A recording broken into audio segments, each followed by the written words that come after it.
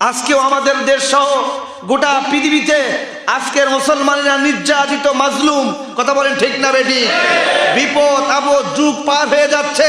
হতাশ হওয়া যাবে না, নিরাশ হওয়া যাবে না, সবর করতে হবে, ধৈর্য ধারণ করতে হবে।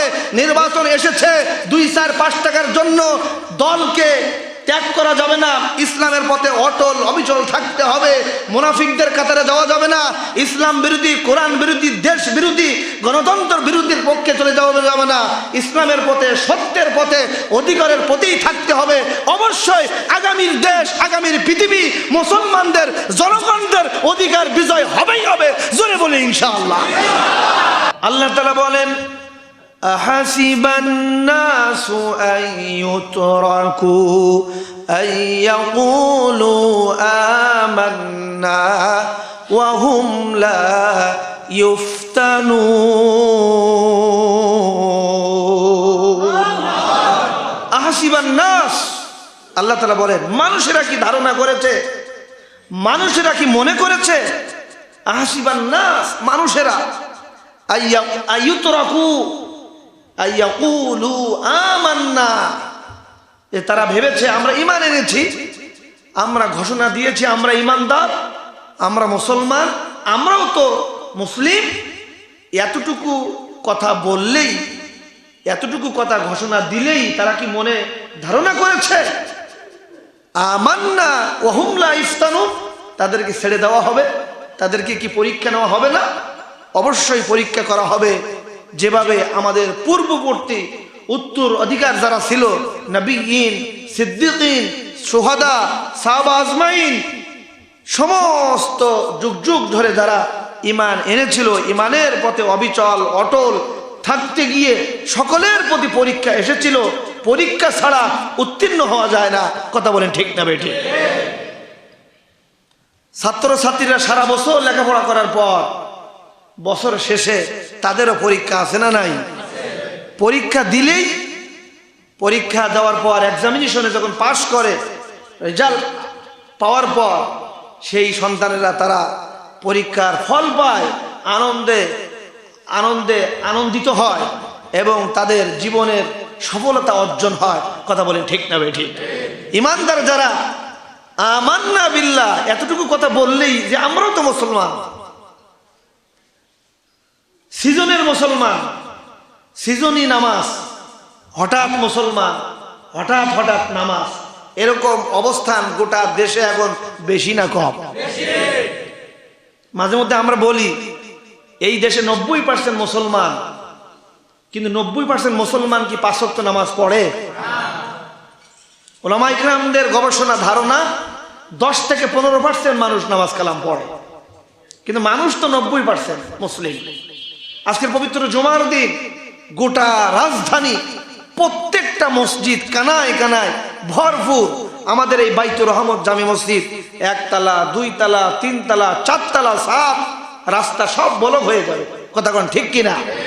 কিন্তু ফজরে কি এই অবস্থা ছিল? আসরে কি এই অবস্থা হবে? ইশায় কি এই অবস্থা থাকবে? না। জুমার দিন নামাজি, ঈদের দিন নামাজ, মাহে রমাদান আসলি নামাজ, নির্বাচন আসলি নামাজ। ঠিক না বেটি? এই যে মানুষের যে সিজন আকারে নামাজ পড়ে, রোজা রাখে, মুসলিম দাবি করে, ধর্মকে কাজে লাগায়, ধর্মের পরিচয় দেয়, কবর জিয়ারত করতে যায়, মাজারে যায়, মাথায় টুপি লাগায়, মসজিদে চলে আসে, সারা বছর খবর নাই, সারা জীবন খবর নাই, তাদের ব্যাপারে আল্লাহ তাআলা বলছেন, তারা বলে আমরাও তো মুসলমান, আমরাও তো মুসলিম, আমার বাবাও মুসলিম ছিল, আমিও এতিমখানায় গিয়ে খাওয়াচ্ছি, মসজিদে এসেছি, দান করেছি, মাথায় টুপি দিয়েছি, মাজারে যাচ্ছি। তাদের ব্যাপারে আল্লাহ তাআলা বলছেন আমান্না, এই আমান্না বিল্লাহ। সূরা বাকারা আল্লাহ বলেছেন ওমিনান নাসি মান ইয়াকুলু আমান্না বিল্লাহি ওয়া বিল ইয়াউমিল আখির। ওখানে আল্লাহ বলেছেন ওই সমস্ত মানুষের মধ্যে তারা বলে আমান্না বিল্লাহ, আমরাও ঈমানদার, ওয়া বিল ইয়াউমিল আখির, আমরা আল্লাহকে বিশ্বাস করি, আখিরাতের উপরেও বিশ্বাস করি, কিন্তু আল্লাহ বলেন ওয়া মা হুম বিমুমিনিন, তারা পরিচিত পক্ষে মুমিন না। কথাটা সত্য কার? কার কথা সত্য? ওয়ামান আসদাকু মিনাল্লাহি কিলা, তার তার চাইতে সত্যবাদী আর কে হতে পারে? কথা বলেন ঠিক না বেঠিক? সম্মানিত ভাইরা আমার, এই জন্য আল্লাহ তাআলা বলেন আহাসিবান নাসু আইয়ুতরাকু আইয়াকুলু আমান্না ওয়া হুম লা ইফতানুন। মানুষ কি ধারণা করেছে যে ঈমান এনেছি, ঈমানদার হয়েছি, এতটুকু কথা বললেই তাদেরকে ছেড়ে দেওয়া হবে? না, তাদেরকে এক্সামিনেশনে পরীক্ষা দিতে হবে, পরীক্ষায় উত্তীর্ণ হতে হবে কারা ঈমানের দাবিতে সত্যবাদী। কথা বলে ঠিক না বেঠিক? পরীক্ষিত পক্ষে ঈমানদার কারা? মহাগ্রন্থ আল কোরআনে পৃথিবীতে যত মানুষ আছে 3 ভাগে বিভক্ত করা হয়েছে। একটা হলো মুমিন, আরেকটা হচ্ছে মুশরিক, আর একটা দল হচ্ছে মুনাফিক। কথা বলেন ঠিক কিনা? এর বাইরে আর কোনো লোক আছে? সারা পৃথিবীতে যত মানুষ আছে সমস্ত মানুষদেরকে কোরআনের ভাষায় 3টা ভাগ করা হয়েছে, মুমিন, মুশরিক, মুনাফিক। আমরা কোন দলে থাকতে চাই? 1 নাম্বার দলে। কথা বলেন ঠিক না বেঠিক? মুমিনদের সাথে আল্লাহ আছে না নাই? মুমিনদের বন্ধু তিনি কে? আল্লাহ তাআলা বলেন আল্লাহু ওয়ালিয়ুল্লাযীনা আমানু ইখরিজুহুম মিনাজ-যুলুমাতি ইলান-নূর। মুমিনদের বন্ধু আল্লাহ। আল্লাহ তাআলা মুমিনদেরকে পথ দেখায়, জাহান্নামের আগুন থেকে, অন্ধকার থেকে, জুলুমাত থেকে উঠিয়ে এনে মুমিনদেরকে জান্নাতের আলোর পথ দেখায় দেয়। জোরে বলুন সুবহানাল্লাহ। আর মুমিনদের বন্ধু 3 জন, ইন্নামা ওয়ালিয়ুকুমুল্লাহ ওয়া রাসূলুহু ওয়াল্লাযীনা আমানু। আগেও বলেছিলাম মুমিনদের বন্ধু একমাত্র তিনি কে? আল্লাহ। ওয়া রাসূলুহু, রাসূল। আর আমরা মুমিন মুসলমান যারা আছি আমরা বন্ধু, একে অপরের বন্ধু, একে অপরের ভাই। ইন্নামাল মুসলিমুনা ইখওয়া। কথা বলেন ঠিক না বেঠিক? আমার ভাইয়েরা, আমার বন্ধুগণ, মহাগ্রন্থ আল কোরআনে সমস্ত মানুষদেরকে 3 ভাগে বিভক্ত করা হয়েছে, মুমিন, মুশরিক আর মুনাফিক। আল্লাহ তাআলা বলেন আহাসিবান নাসু আইয়ুতরাকু আইয়াকুলু আমান্না ওয়া হুম লা ইফতানুন। তোমরা কি ধারণা করেছো ঈমানদার ঘোষণা করলেই, মুসলমান দাবি করলেই সপ্তাহে 1 দিন, বছরে 1 দিন, সিজনে কিছু ইসলাম মানবে আর কিছু ধরবে আর সব ছেড়ে দেবে? এতটুকু কথা বললেই কি তোমাদেরকে জান্নাত দেওয়া হবে? এতটুকু কথা বললেই কি তোমরা জান্নাত পেয়ে যাবা? অথচ তোমাদের আগে যারা ঈমান এনেছিল, ঈমানের পথে যারা অটল অবিচল থেকেছিল, তাদের প্রতি বারবার পরীক্ষা এসেছিল।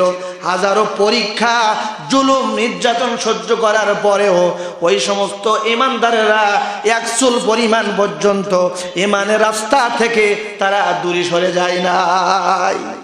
ঠিক না ভাই? ঠিক।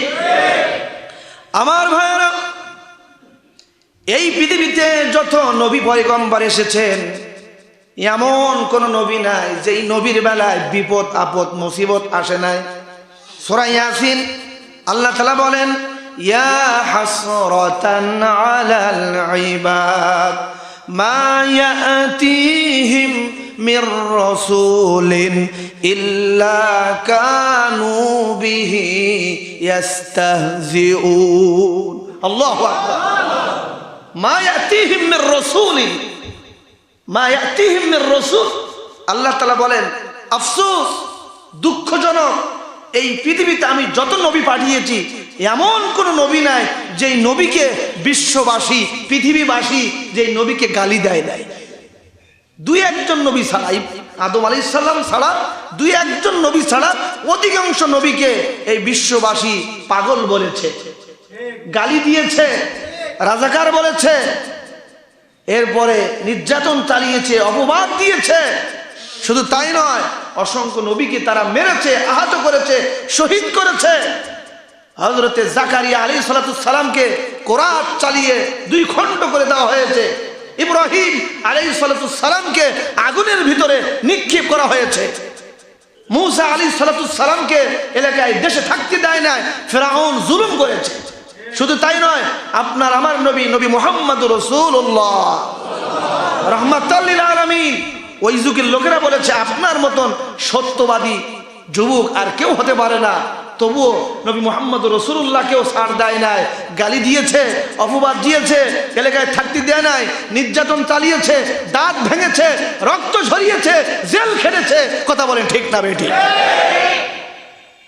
শুধু তাই নয়, সাহাবা আজমাইনরা যখন জাহিলি যুগে রাসূল আকরাম সাল্লাল্লাহু আলাইহি সাল্লামের দ্বীনের দাওয়াত পেয়ে যখন রাসূলের হাতে হাত রেখে বায়াত হয়ে যখন বাপদাদার ধর্ম দুনিয়ার সব ত্যাগ করে এক আল্লাহকে ভালোবেসে নবী মুহাম্মদ রাসূলুল্লাহর হাতে বায়াত রেখে ইন্নামা বায়াত রেখে যখন বায়াত হলো রাসূলুল্লাহর হাতে হাত রেখে, তখন সারা এলাকা থেকে মুসলমানদের প্রতি, সাহাবা আজমাইনদের প্রতি অপবাদ, জুলুম, নির্যাতন, পারিবারিকভাবে নির্যাতন, সামাজিকভাবে নির্যাতন, রাষ্ট্রীয়ভাবে নির্যাতন, পরিবার থেকে তাকে অ্যাভয়েড করেছে, ত্যাগ করেছে।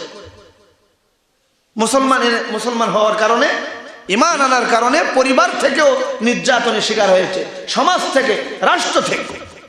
শুধু তাই নয়, নির্যাতন এত বেশি হওয়া শুরু হয়েছিল, নির্যাতন সহ্য না করতে পেরে সাহাবা আজমাইনরা রাসূলুল্লাহর দরবারে এসে নবীজির কাছে এসে বলছে, ইয়া রাসূলুল্লাহ, ইয়া হাবিবাল্লাহ, ঈমান এনেছি, সব ছেড়ে দিয়েছি, আপনাকে ভালোবেসেছি, আল্লাহর প্রতি ঈমান এনেছি, কিন্তু এত অপবাদ, নির্যাতন আমরা আর সহ্য করতে পারছি না। আপনি দোয়া করুন, আল্লাহর সাহায্য কখন আসবে আপনি দোয়া করে দিন। মাতা নাসরুল্লাহ, আলা ইন্না নাসরুল্লাহি করিব, আল্লাহর সাহায্য কোথায়? নবী আপনি দোয়া করেন। হযরতে খাব্বাব রাদিয়াল্লাহু তাআলা আনহু তিনি একদিন রাসূলুল্লাহর দরবারে আসলেন। নবীজি কাবার প্রান্তে তিনি বসে আছেন, এলাকা নিয়ে, জনগণ নিয়ে, মানুষের হেদায়েতের জন্য ফিকির করতেছেন, পরিকল্পনা করতেছেন। হযরতে খাব্বাব রাদিয়াল্লাহু তাআলা আনহু এসে বলছে, আলা তাস্তানসিরু লানা, আলা তাদউ লানা ইয়া রাসূলুল্লাহ, আপনি আল্লাহর নবী, আপনি আল্লাহর কাছে দোয়া করেন, আমরা তো আর পারছি না, আর কতদিন পর বিজয় আসবে, আল্লাহর সাহায্য আসবে, আল্লাহর পক্ষ থেকে জালিমদের উপরে আযাব আর গজব কবে আসবে? আমাদেরকে তারা মেরে মেরে আমাদেরকে শেষ করে দিচ্ছে, রক্তাক্ত করে দিচ্ছে, আপনি আল্লাহর কাছে দোয়া করুন। আলা তাস্তানসিরু লানা, আলা তাদউ লানা ইয়া রাসূলুল্লাহ। আল্লাহর নবী, বিশ্ব নবী তিনি দাঁড়ালেন, হযরতে খাব্বাবকে জড়িয়ে ধরলেন আর বলেন, ও খাব্বাব, তাড়াহুড়া করো না, হতাশ হয়ো না, সবর করো, সবর করো, ধৈর্য ধরো, ঈমানের পথে অটল অবিচল থাকো। আর এই পথে থাকতে গিয়ে জুলুম নির্যাতন আসবে, যত জুলুম আসবে ততই আল্লাহর সাহায্য নিকটবর্তী হয়ে যাবে। তাড়াহুড়া করো না, হতাশ হয়েও না, চিন্তিত হয়েও না, মায়ের খাও, জেলে যাও, নির্যাতনের শিকার হও, তারা যা করে করতে থাকো, সবর করো, ধৈর্য ধরো, অটল অবিচল থাকো। অবশ্যই তোমাদের এই জুলুমের, মাজলুমের এই রক্তের বিনিময়ে, কষ্টের বিনিময়ে আগামীর পৃথিবী ইসলাম কায়েম হবেই হবে। জোরে বলুন ইনশাআল্লাহ। আমার বন্ধুগণ, বিশ্বনবী সাল্লাল্লাহু আলাইহি ওয়াসাল্লাম তিনি আল্লাহর নামে কসম খাইলেন আর বললেন, ও খাব্বাব, আমি আল্লাহর নামে শপথ করে বলছি, ওয়াল্লাহি লা ইউতাম্মান্নাল্লাহু হাযাল আমর হাত্তা ইয়াসিরার রাকিবু মিন সানা ইলা হাজরামাউত। খাব্বাব রে, তাড়াহুড়া করো না, ধৈর্য ধারণ করো, সবর করো, অতি শীঘ্র, খুব তাড়াতাড়ি মক্কাতুল মুকাররমা, সানা, হাজরামাউত পর্যন্ত এমন একটা সমাজ, এমন একটা যুগ, সোনালী যুগ কায়েম হয়ে যাবে। ওই যুগের মানুষগুলি কারোর ভয় করবে না, লা ইয়াখাফু ইল্লাল্লাহ, আল্লাহর ভয় ছাড়া পৃথিবীতে কোনো ভয় ভীতি থাকবে না। মানুষগুলি যার যার অধিকার পেয়ে যাবে, একটি সোনালী যুগ তৈরি হবে। জোরে বলুন সুবহানাল্লাহ। রাসূল সাল্লাল্লাহু আলাইহি ওয়াসাল্লামের এই ভবিষ্যৎবাণী করতে দেরি, কিছুদিনের মধ্যে, কিছু বছরের মধ্যে সাহাবা আজমাইনদের এই ত্যাগ, কোরবানি, নির্যাতনের বিনিময়ে এমন একটা যুগ, এমন একটা সমাজ কায়েম হয়েছিল। ওই সমাজের মানুষের কোনো ভয় ছিল? পেটে ক্ষুধা ছিল? নিরাপত্তার অভাব ছিল? মানুষের অধিকার, যার যার অধিকার তারা পেয়েছিল। এমনকি অমুসলিম যারা, তারাও তাদের অধিকার পেয়ে সন্তুষ্ট হয়েছিল। পরবর্তী সময় ওই কাফের মুশরিক জালেমরা আল্লাহর নবীর দরবারে এসে বলছে, ইয়া রাসূলুল্লাহ, ইয়া হাবিবাল্লাহ, আমরা কি আপনার রাষ্ট্রে থাকতে পারি? সুবহানাল্লাহ। আজকেও আমাদের দেশ সহ গোটা পৃথিবীতে আজকের মুসলমানেরা নির্যাতিত, মাজলুম। কথা বলেন ঠিক না বেটি? বিপদ আপদ যুগ পার হয়ে যাচ্ছে। হতাশ হওয়া যাবে না, নিরাশ হওয়া যাবে না, সবর করতে হবে, ধৈর্য ধারণ করতে হবে। নির্বাচন এসেছে, 2-4-5 টাকার জন্য দলকে ত্যাগ করা যাবে না। ইসলামের পথে অটল অবিচল থাকতে হবে। মুনাফিকদের কাতারে যাওয়া যাবে না। ইসলাম বিরোধী, কোরআন বিরোধী, দেশ বিরোধী, গণতন্ত্র বিরোধীর পক্ষে চলে যাওয়া যাবে না। ইসলামের পথে, সত্যের পথে, অধিকারের পথেই থাকতে হবে। অবশ্যই আগামীর দেশ, আগামীর পৃথিবী, মুসলমানদের, জনগণদের অধিকার বিজয় হবেই হবে। জোরে বলে ইনশাআল্লাহ। আল্লাহ কবুল করুন। জোরে বলুন আমিন। ভয় আছে কোনো? টেনশন আমাদের আছে? রেখো না মনেতে ভয়, বান্দা খোদার, দূর হয়ে যাবে বাধা সব। তোমার আমার এক মালিক আছেন, আছেন আমাদের রব, আছেন আমাদের রব। রব আছে না নাই? অবশ্যই তিনি আছেন, শুনছেন, দেখছেন। কথা বলেন ঠিক না বেঠি? সম্মানিত উপস্থিতি, সূরা আনকাবুতে আল্লাহ সুবহানাহু ওয়া তাআলা এই কথাই বলেন, আসিবান নাস আইয়ুতরাকু আইয়াকুলু আমান্না ওয়া হুম লা ইফতানুন। মানুষরা কি ধারণা করেছে যে ঈমান আনলেই, মুসলমান দাবি করলেই তাদেরকে ছেড়ে দেওয়া হবে? সাহাবা আজমাইনরা কত কষ্ট করে, কত নির্যাতনের শিকার হয়ে, মাজলুম হয়ে, শহীদ হয়ে, সব ছেড়ে দিয়ে এক আল্লাহ রাসূলের হাতে হাত রেখে জীবনের বিনিময়ে, রক্তের বিনিময়ে ইসলামের জন্য কাজ করেছে। আজকের আমরা এই ইসলাম পেয়েছি তাদের রক্তের বিনিময়ে। কথা বলেন ঠিক কিনা? আমরা যেমন আজকের বাংলাদেশ পেয়েছি, গোটা বিশ্বের মধ্যে একটি স্বাধীন রাষ্ট্র।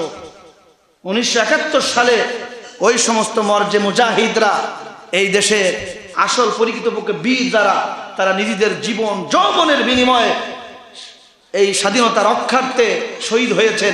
এই জন্য আমরা এই স্বাধীন রাষ্ট্র পেয়েছি। ঠিক তদ্রূপভাবে ইসলাম আমরা পেয়েছি তৎকালীন থেকে শুরু করে সাহাবা আজমাইনদের রক্তের বিনিময়ে, কোরবানির বিনিময়ে এই ইসলাম পেয়েছি। ইসলাম সাগর দিয়ে, নদী দিয়ে কচুরি পানার ন্যায় ভেসে ভেসে আসে নাই, রক্তের বিনিময়ে, কোরবানির বিনিময়ে ইসলাম এসেছে। কথা বলেন ঠিক কিনা? আমরাও সেই ইসলামী বিপ্লব যদি দেখতে চাই, আমাদেরকেও কোরবানি হতে হবে, নির্যাতনের শিকার হতে হবে, মাজলুম হতে হবে, সবর করতে হবে, ধৈর্য ধারণ করতে হবে, তবুও পিছিয়ে যাওয়া যাবে না। কথা বলেন ঠিক না বেঠি? এই যে বিল্ডিং থেকে শিক্ষা গ্রহণ করতে হবে। বিল্ডিংটা তৈরি হয়েছে রড, সিমেন্ট, ইট আর বালু দিয়ে। কথা বলেন ঠিক কিনা? ইট যদি ধর্মঘাট করত যে আমি ইট, আমি ভেঙে ভেঙে টুকরা টুকরা হয়ে খোয়া হব না, বিল্ডিং এর তলে আমি যাব না, আমি উপরে থাকবো, সব ইট বালু যদি ধর্মঘাট করত, তাহলে এই বিল্ডিং কি হতো? অসংখ্য ইটকে ভেঙে ভেঙে টুকরো করে করে খোয়া বানিয়ে এরপরে মাটির তলায়, মাটির নিচে দেওয়া হয়েছে। এরপরে বহু চেষ্টা করে এই বিল্ডিং দাঁড় করানো হয়েছে।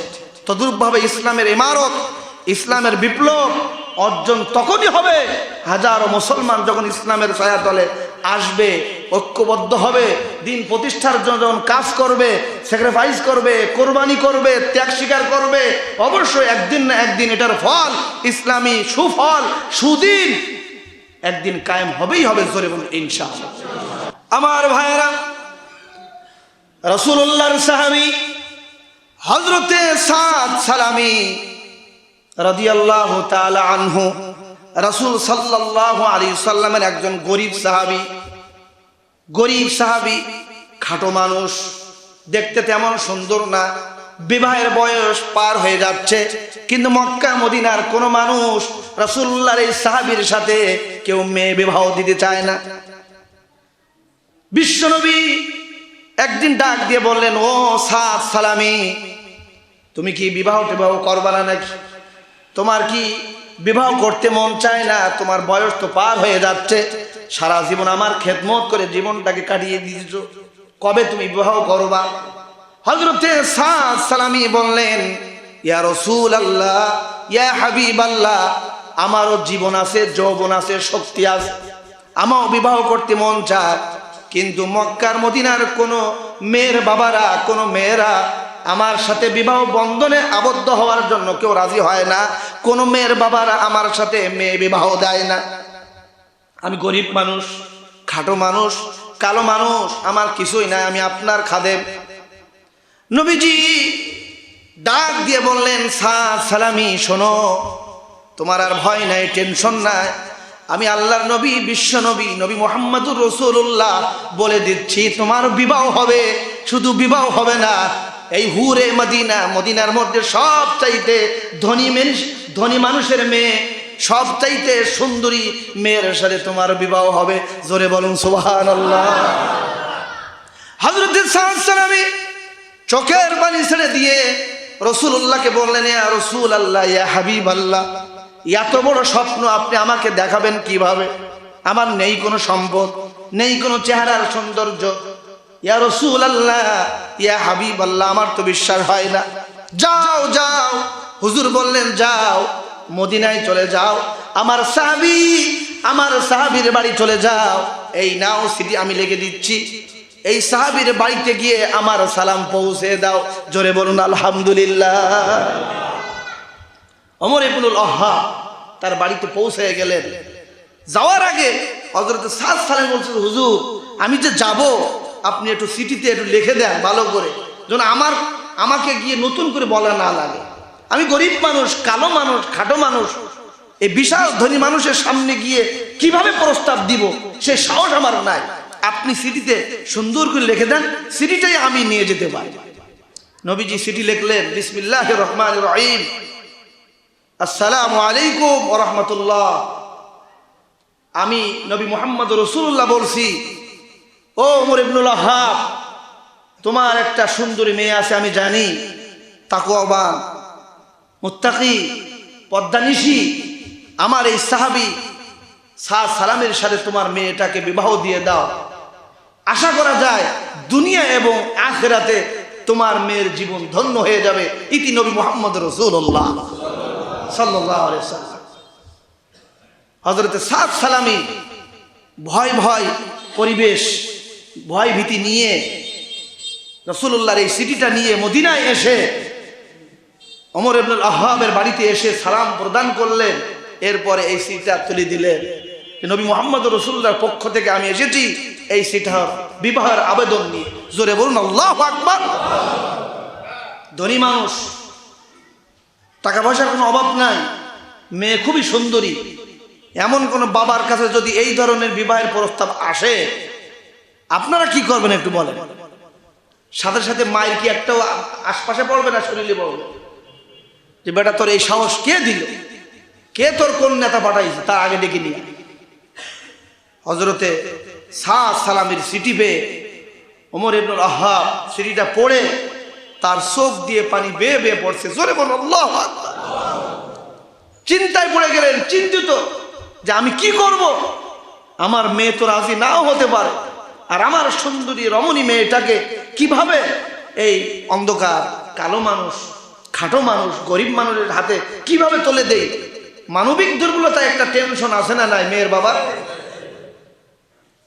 কি জবাব দিবেন? চিঠি তো ফেরত দিতে পারবেন না, রাসূলুল্লাহর পক্ষ থেকে প্রস্তাব এসেছে, কি করা যায়? চোখের পানি ছেড়ে দিয়ে বলছেন, বাবা তুমি দাঁড়াও, দেখি আমার মেয়ে এই বিবাহতে রাজি আছে কি নাই। সম্মানিত ভাইরা আমার, চিঠি নিয়ে ঘরের ভিতরে ঢুকলেন, স্ত্রীকে ডাক দিলেন, মেয়েকে ডাক দিলেন, মা তোমার বিবাহের প্রস্তাব এসেছে, হযরতে সালামের সাথে তোমার বিবাহ হবে। কালো মানুষ, খাটো মানুষ, গরিব মানুষ, কিন্তু তোমার বাবার সম্পদের কোনো অভাব নাই, তুমিও সুন্দরী, এই বিবাহের প্রস্তাবে তুমি রাজি কি রাজি না বলো। মেয়ে ডাক দিয়ে বলছে, বাবা এই বিবাহের প্রস্তাবটা কে পাঠিয়েছে আমি আগে জানতে চাই। বাবা বলছে, মেয়ে নবী মুহাম্মদুর রাসূলুল্লাহ সাল্লাল্লাহু আলাইহি ওয়াসাল্লাম, আল্লাহর পরে যার সম্মান মর্যাদা, রাসূলুল্লাহর দরবার থেকে নবীজি নিজেই এই প্রস্তাব পাঠিয়েছেন। চিৎকার দিয়ে জোরে বলুন সুবহানাল্লাহ। আব্দুল ওয়াহাব, ওমর ইবনুল ওয়াহাবের মেয়ে চোখের পানি ছেড়ে দিয়ে বাবাকে বললেন, বাবা আল্লাহর নামে কসম করে বলি, অন্য কোথার দরবার থেকে, অন্য কারোর কাছ থেকে যদি এই জাতীয় প্রস্তাব আসতো আমি রাজি হতাম না, বরঞ্চ উল্টা আমি প্রত্যাখ্যান করতাম। কিন্তু এমন একটা দরবার থেকে এসেছে, নবী মুহাম্মদুর রাসূলুল্লাহর দরবার ফেরায় দেওয়ার মতন কোনো ক্ষমতা, সাহস আমার নাই। জোরে বলুন সুবহানাল্লাহ। আনন্দে চিত্তে তিনি রাজি হয়ে গেলেন, অ্যাকসেপ্ট করলেন, গ্রহণ করলেন যে বাবা আমি রাজি, আমি খুশি। দুনিয়ার জন্য তাদের কোনো কামনা বাসনা ছিল, কিন্তু আখিরাতকে আগে, আল্লাহকে আগে, নবীকে আগে। নবীজি বলেছেন, লা ইউমিনু আহাদুকুম হাত্তা আকুনা আহাব্বা ইলাইহি মিন ওয়ালিদিহি ওয়া ওয়ালাদিহি ওয়ান নাসি আজমাইন। নবীকে ভালোবাসতে চাও, মন প্রাণ উজাড় করে ভালোবাসো, স্ত্রী সন্তানাদি সম্পদ, এমনকি নিজের জীবনের চাইতে রাসূলুল্লাহকে ভালোবাসতে হবে। কথা বলেন ঠিক না বেঠিক? আজকের যুবকেরা বিবাহের সময় মুরব্বীদের পরামর্শ নিতে চায় না। মুরব্বীরা বিবাহ করানোর সময় তাকওয়া, হিজাব, পর্দা, দ্বীন, ইসলাম, ধর্মীয় শিক্ষা এগুলো আর দেখে না। যে যত বেশি আধুনিকতায় পৌঁছিয়ে গিয়েছে তাকে পছন্দ করতে চায়। কথা বলেন ঠিক কিনা? রাসূলুল্লাহর আদর্শ নাই, রাসূলুল্লাহর সুন্নাহ নাই।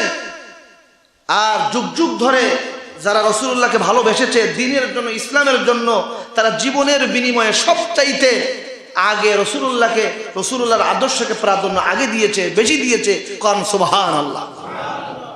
বিবাহর শাদী অনুষ্ঠান কমপ্লিট, বাসর সজ্জায় যাবে, কিন্তু গরিব সাহাবী, মহারণা দেওয়ার মতন টাকা পয়সা তেমন নাই, বিবাহের মার্কেট কেনাকাটারও কিছু নাই। শ্বশুরের পক্ষ থেকে ভালো একটা হাদিয়া দেওয়া হলো, যে বাবা এই নাও হাদিয়া, এটা নিয়ে তুমি মার্কেটে বাজারে চলে যাও, বিবাহের যত জিনিস দরকার সব কিনে নিয়ে আসো, আরামসে আনন্দে বাসর ঘর কর। হযরতে সালামী শ্বশুরের দেওয়া অনেকগুলো হাদিয়া তওফা নিয়ে বাজারে গেলেন। বাজারে গিয়ে বিবাহ শাদী বাসর ঘরের বিভিন্ন জিনিস কিনলেন, ক্রয় করলেন বাজার থেকে। কিন্তু হঠাৎ করে দেখতে পেলেন বাজারের লোকেরা তাড়াহুড়া শুরু করেছে, দোকানপাট বন্ধ করেছে। মানুষের মধ্যে একটা হতাশা, মানুষের মধ্যে একটা চিন্তিত দৌড়াদৌড়ি। হযরতে সালামী ডাক দিলেন, ও লোকেরা, তোমাদের মনের মধ্যে হতাশ কেন, তাড়াহুড়া কেন, কোথায় যাচ্ছ তোমরা? সবাই ডাক দিয়ে বলছে, সালামী তোমার শুনে কাজ নাই, তোমার আজকের বিবাহের দিন, যাও তাড়াতাড়ি বাসর ঘরে যেতে হবে তোমাকে। ওদিকে মক্কার কাফেররা সিদ্ধান্ত নিয়েছে এবারের যুদ্ধে নবী মুহাম্মদ রাসূলুল্লাহকে পৃথিবীর জমিন থেকে সরাই দেওয়া লাগবে, ইসলামকে দাবায় দিতে হবে, ইসলামকে নিভিয়ে দিতে হবে। এজন্য আমরা সব দোকানপাট বন্ধ করে, দুনিয়া সব ত্যাগ করে আমরা জিহাদের ময়দানে শামিল হওয়ার জন্য আমরাও তাড়াহুড়া করেছি, গোজাচ্ছি, আমরা যাচ্ছি, তুমি বাসর ঘরে যাও। হযরতে সালামী ব্যবসায়ীদের উদ্দেশ্যে বললেন, ও ব্যবসায়ী ভাইরা, দোকানদারের ভাইরা, আমার জিনিসগুলো সব ফেরত নাও, আমার টাকাগুলি দাও, আমিও এই টাকা দিয়ে তরবারি কিনতে চাই, ঘোড়া কিনতে চাই, আমিও বাসর ঘর রেখে, আমার সুখ শান্তি ফেলে রেখে আমিও রাসূলুল্লাহর মহব্বতে আমিও জিহাদের ময়দানে ঝাঁপিয়ে পড়তে চাই। জোরে বলুন আল্লাহু আকবার। জিহাদ শুরু হয়ে গেল। অসংখ্য কাফের বেঈমানদেরকে খতম করে শেষ করে হযরতে সাদ সালামি তিনিও শহীদ হয়ে গেলেন। জোরে বলুন আল্লাহু আকবার। আল্লাহর রাস্তায়, দিন প্রতিষ্ঠার রাস্তায় যারা মৃত্যুবরণ করে তারা মরে না, তারা শহীদ। কথা বলেন ঠিক না বেঠিক? ওয়ালানাবলুওয়ান্নাকুম বিশাইইম মিনাল খাউফি ওয়াল জুই ওয়া নাকসিম মিনাল আমওয়ালি ওয়াল আনফুসি ওয়াস সামারাত ওয়া বাশশিরিস সাবিরিন। সম্মানিত ভাইরা আমার, হযরত সাদ সালামিও শহীদ হয়ে গেলেন। মুসলমানদের বিজয় হলো, যুদ্ধ শেষ, অসংখ্য সাহাবী, অসংখ্য সাহাবা আজমাইন শহীদ হয়ে গেলেন। তাদের জানাজার জন্য নবীজি বললেন, সকলের জানাজা তৈরি করো, দাফন কাফনের জন্য ব্যবস্থা করো।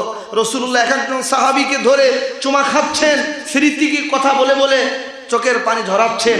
হঠাৎ করে সাহাবীরা বলেন, হুজুর, এই সেই আপনার সাহাবী হযরতে সাদ সালামি, গরিব মানুষ, খাটো মানুষ, বিবাহ হচ্ছিল না, আপনি বিবাহের জন্য